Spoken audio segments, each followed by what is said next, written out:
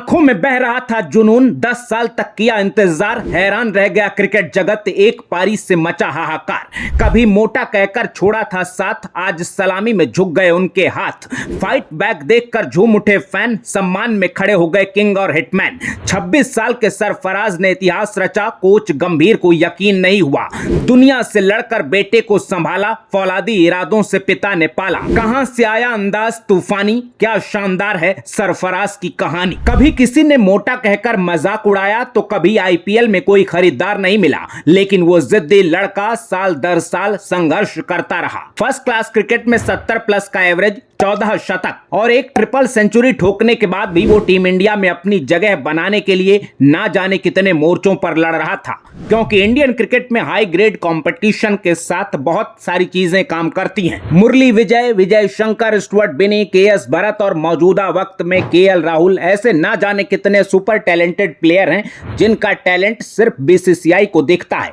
एक नहीं, अलग अलग फॉर्मेट में लगातार मौके मिलते हैं तो कोई खिलाड़ी रनों का पहाड़ खड़ा करके अपनी बॉल से तबाही मचाने के बाद भी एक मौके के लिए तरस जाता है। कोई अनलकी बताता है, कोई टीम कॉम्बिनेशन में अनफिट बताता है। टीम इंडिया से एक कॉल के इंतजार में पूरा करियर गुजर जाता है। खून पसीना एक करने के बाद कोई आईपीएल जैसी लीग से अपना खर्च उठाता है तो कोई इंग्लैंड ऑस्ट्रेलिया चला जाता है। साल भर पहले सरफराज खान की जिंदगी भी इसी रास्ते पर चल रही थी, जब डोमेस्टिक में तमाम रिकॉर्ड तोड़ने के बाद भी इंटरनेशनल उड़ान का रास्ता नहीं मिल रहा था। लेकिन कहते हैं कि जब कोई आपके हुनर पर टूटकर भरोसा करता है, हर वक्त साई की तरह आपके साथ चलता है, तो एक इनविजिबल फोर्स आपको लड़ते रहने की ताकत देती है। एक अदृश्य शक्ति आपको कभी हिम्मत हारने नहीं देती। 20-22 साल के यशस्वी जायसवाल और शुभमन गिल जैसे यंगस्टर जब दुनिया में अपनी पहचान बना रहे थे, तो ऐसी इनविजिबल फोर्स सी 2014 में फर्स्ट क्लास क्रिकेट में डेब्यू करने वाले 26 साल के सरफराज को अंतहीन उम्मीद का रास्ता दिखा रही थी, क्योंकि सरफराज के फादर कम कोच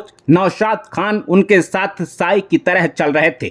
सरफराज खान जब भी उदास होते थे तो एक ही जवाब आता था, बेटा तेरे अंदर वो बात तो है, तू इंडिया के लिए जरूर खेलेगा। लेकिन वही नौशाद खान जब मीडिया के सामने आते थे तो कभी किसी को क्रिटिसाइज नहीं करते थे, न फेवरेटिज्म न नेपोटिज्म की बात करते थे, ना ही बीसीसीआई पर कोई सवाल उठाते थे। लेकिन 2024 में जब टीम मैनेजमेंट ने पुजारा रहाणे से आगे देखने का मन बनाया तो सोशल मीडिया सरफराज खान की आवाज बना और हर तरफ चर्चा होने लगी कि सरफराज को बाहर रखने का लॉजिक आखिर कौन समझाएगा। इतने रन बनाने के बाद भी सरफराज टेस्ट टीम का हिस्सा क्यों नहीं है। 24 जनवरी 2024 इरफान पठान ने सरफराज के आंकड़े पोस्ट करके सीधा सवाल किया, अगर आप सरफराज खान हैं, आप बाहर बैठे हैं तो आप क्या सोचेंगे। किसी ने कहा सब पॉलिटिक्स का खेल है, किसी ने कोई और एंगल दे दिया। लेकिन इतना सब होने के बाद भी सरफराज के पिता नौशाद खान से जब सवाल हुआ कि आपका बेटा सेंचुरी पर सेंचुरी बना रहा है, सिलेक्शन न होने पर आप क्या कहेंगे,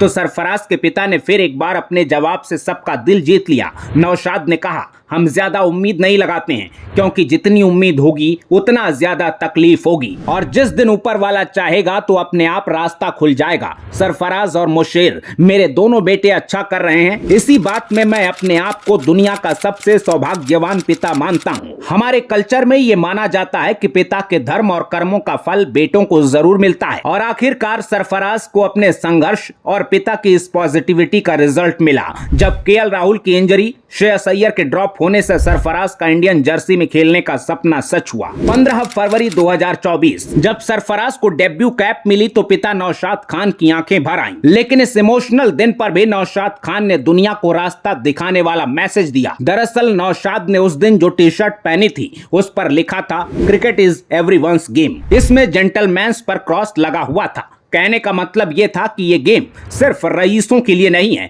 हर उस इंसान के लिए है जो ईमानदारी से अपने हिस्से की मेहनत कर रहा है। नौशाद खान ने बेटे सरफराज को यही संस्कार दिए हैं और जिंदगी की सच्चाई का सामना करना सिखाया है, क्योंकि इंग्लैंड की शानदार सीरीज के बाद भी अगले मैच में सरफराज बेंच पर बैठे थे।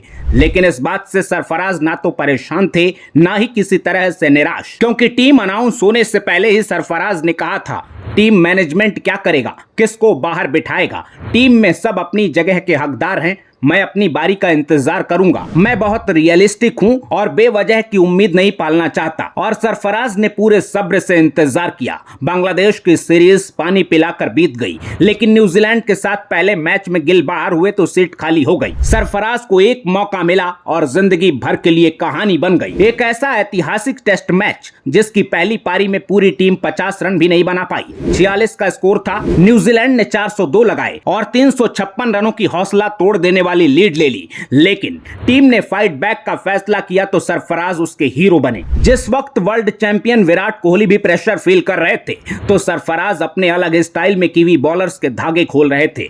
टीम इंडिया के रेस्क्यू में दो ऐसे खिलाड़ी मैदान पर डटे थे जिनके बीच कुछ भी कॉमन नहीं था।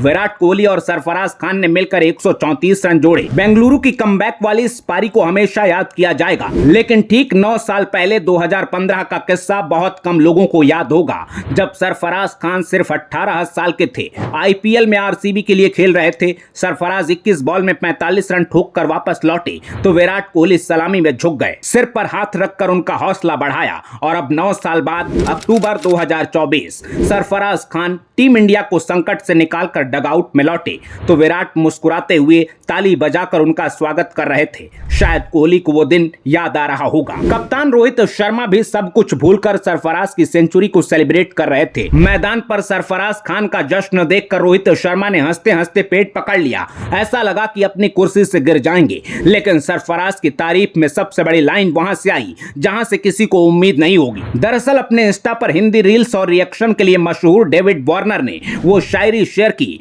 जो सरफराज के पिता नौशाद खान ने सरफराज के डेब्यू के वक्त कही थी। डेविड वार्नर ने लिखा, इतनी मेहनत और उसके बाद ये देखकर दिल खुश हो जाता है। वो कहते हैं ना कि रात को वक्त दो गुजरने के लिए सूरज अपने समय पर ही निकलेगा। कुल मिलाकर सरफराज को जिंदगी ने वो मौका दिया था जिसके इंतजार में कई लोगों का करियर खत्म हो जाता है, और सरफराज ने दुनिया को दिखा दिया कि अब उनके लिए अंधेरा छट चुका है, सूरज निकल चुका है। अब उम्मीद है कि सरफराज को मेरिट पर ही जज किया जाएगा और किसी भी तरह से उन्हें टीम कॉम्बिनेशन में फिट करके प्लेइंग 11 का हिस्सा रखा जाएगा ताकि वो अपने हिस्से की कहानियां अपने बल्ले से लिख सकें। सरफराज की इस इंस्पायरिंग स्टोरी पर आप क्या कहेंगे कमेंट बॉक्स में जरूर बताइएगा। और अगर आप भी मानते हैं कि सरफराज किसी भी सूरत में प्लेइंग 11 में होने के हकदार हैं तो उनके सपोर्ट में इस वीडियो को शेयर करना बिल्कुल ना भूलिएगा। अपना ख्याल रखिए, आते रहिए। जय हिंद।